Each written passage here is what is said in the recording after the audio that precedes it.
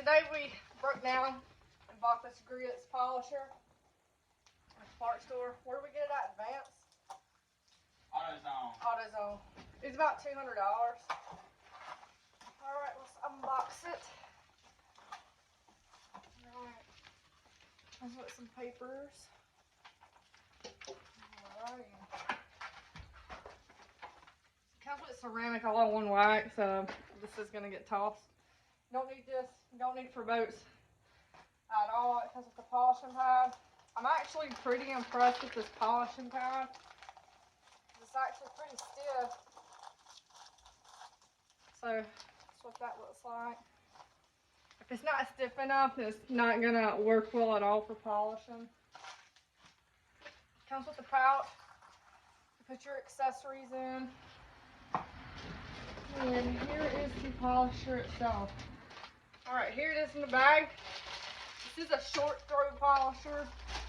This is not to put a wool pad on. It's not to take out scratches. This is only to take out micro scratches and wet sanding.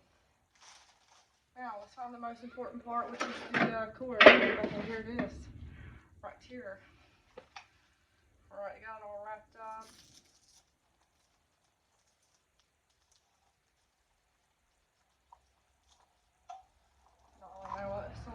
But okay. Just wrap it back on there.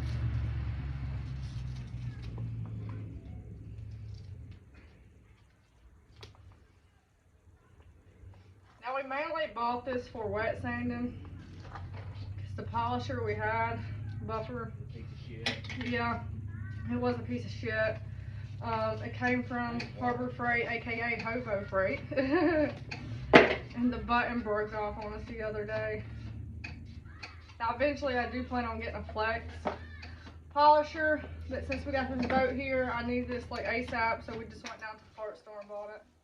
I do like how it's disconnect, just like that. You can disconnect it and store it a lot better. Alright, it's not bad. Well, here we go.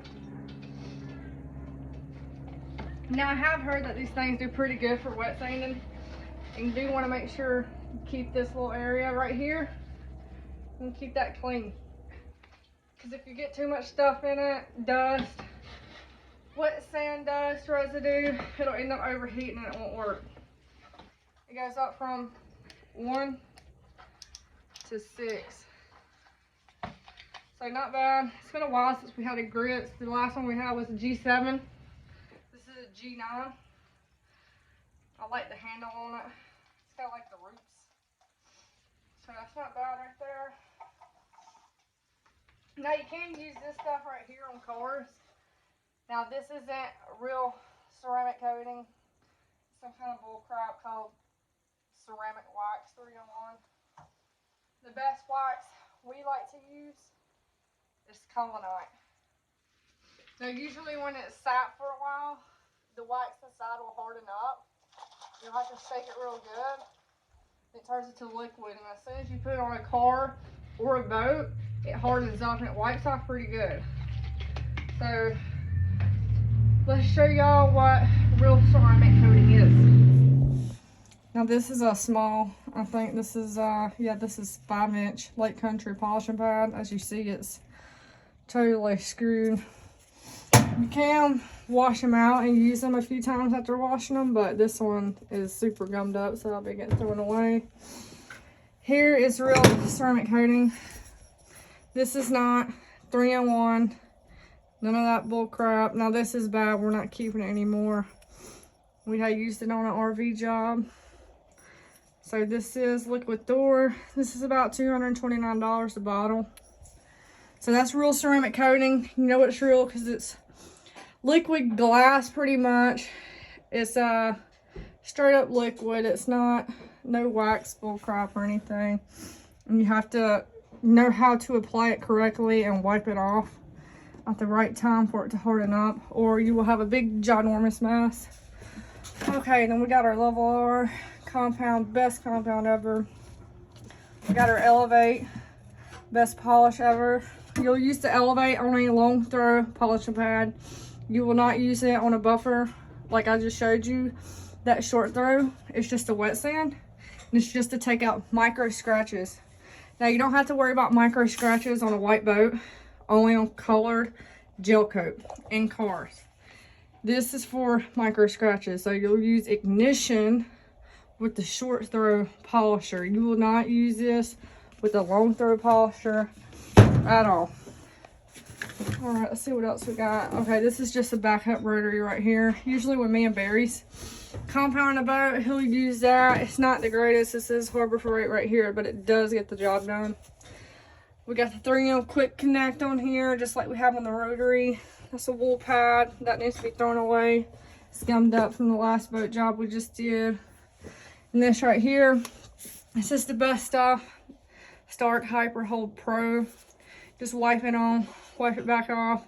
It's a great sealant. It lasts up to 6 months. I would do it 4 to 6 months, twice a year, depending on how often your boat sits in the water, how often you take it out.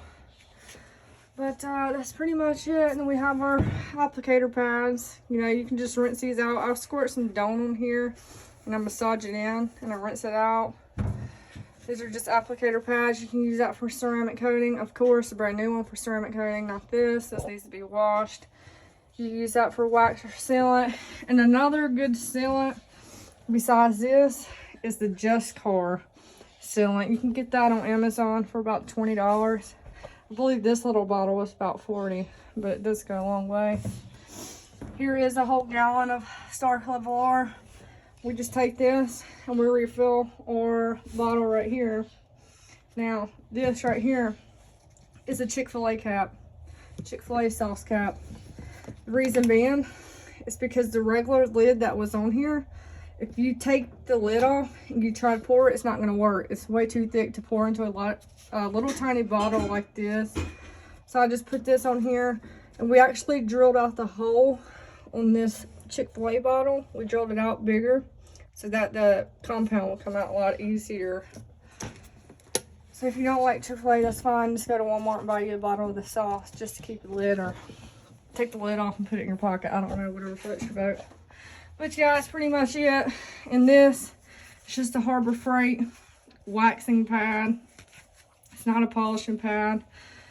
You cannot use this to polish somebody's boat or to restore it. No matter what anybody says, you need a stiff pad. First, you're going to come in with this wool pad, 3M wool pad. I do not skimp on the real wool pad. It's about $30 or $40, I believe. And it lasts about 2 boats. So you do got to wash it out too. But you want a stiff Lake Country pad. Now, we ordered the new one they have out, the blue force foam pad. The orange is good too. And this is just to put wax on. Now, I usually hand wax boats. I don't really use a buffer on cars because there's no reason of using a buffer on cars to wax it. Wax does not take out scratches, swirl marks, anything. You just wipe the wax on and you wipe it off. You're just laying it on top of the surface to protect it. It is not to restore it. It's not to take out scratches. Nothing. Alright, so if you got any questions, feel free to ask. But yeah, we usually keep everything in this tool chest thing right here. Bought from somebody off Marketplace for about 140 bucks. So can't beat that. Keep all your stuff in here. Okay, now I did forget to show y'all these other tools that we use. This is the Milwaukee mini buffer. This is just a little wool pad on here. It's a Velcro. Use that for tight areas on the boat that you can't get to. Here's the DeWalt. It's the best. It's lasted all year long. Like I said, every now and then take a brush, scrub in here and blow it out. If you don't, it's going to end up overheating and your whole tool is going to be destroyed. And this, you can use a, you can use anything to clean off this pad in between buffing the boat with compound. Use a screwdriver, or you can buy the spur tool. We do have the spur tool, but I feel like it don't work as good as a, yeah, you can use a key too. And this is the long throw polisher right here. You would use this right here for elevate. This is to take out the swirl marks and holograms after compounding. This is not to be used with ignition polish, only elevate. It's a lot longer. It spins a lot different in a lot different ways. You do not want to wet sand with this at all. You will put a lot of pigtails and a lot of scratches, deep scratches in somebody's boat if you wet sand with this.